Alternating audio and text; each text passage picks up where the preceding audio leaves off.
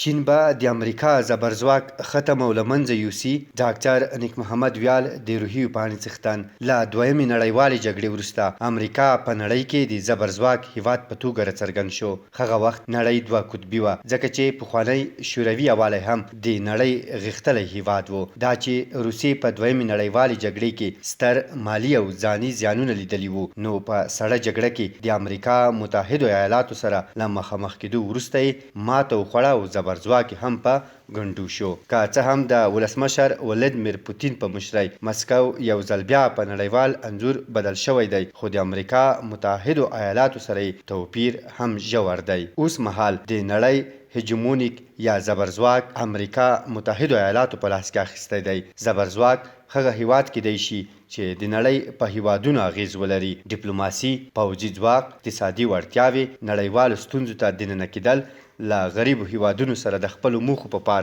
لاسنیوی او نړیوال سازمانونه یې تر اغیز لاندې وي، چې دا چارې اوس مهال د امریکا متحدو ایالاتو له حکومت سره دي. له روسیې ورېخوا چین هم د زبرځواک کیدو د بحث وړ هیواد دی. بیا له بلې خوا چین په اقتصادي ډول سره د نړۍ بازارونه خپل کړي دي. د نړیوال اقتصادي ځواک په توګه پیژندل کیږي. له 2014 زیږدیز وروسته چین د امریکا متحدو ایالاتو په اقتصادي ډول وړاندې تګ کړی دی او جی ډي پی یا ګراس ډومیسټیک پروډکټ پورته شوي دي. دا چې چین به په رښتیا هم د امریکا ځایناستی او زبرځواک هیواد جوړ شي او کنه ډیری شننې او سروېګانې پرې شوي دي. یو شمېر چینایي سیاسي، اقتصادي او پوځي شنونکي په دې اند دي چې چین نشي کولی په دې راتلونکي یوې لسیزې کې زبرځواک شي، خو دا شونتیا شته چې تر 2023 زیږدیز کال پورې به چین په اسیا کې زبرځواک هیواد جوړ شي او د امریکا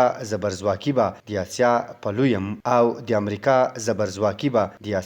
په لویه وچه کې ورماته کړي. په پوځي ډول د چین د پوځ لګښت د روسیې په پرتله 3 برابره ډیر دی، خو له امریکا سره یې توپیر هم ژور دی. نو په پایله کې ویلی شو چې د امریکا متحدو ایالاتو اوسنی زبرځواک تر یو وخته دوام کولی شي، خو روسیه او چین هغه دوه هیوادونه دي چې د امریکا متحدو ایالاتو سوپر پاور یا زبرځواک یې له ګواښ او ستونزو سره مخ کړی دی. د امریکا متحدو ایالاتو د سوپر پاور د ړنګېدو پر وړاندې بل څرګند لامل د یاد هیواد توند او تهاجمي پوځي سیاست دی چې د نړۍ هیوادونه ترې واټن نیسي.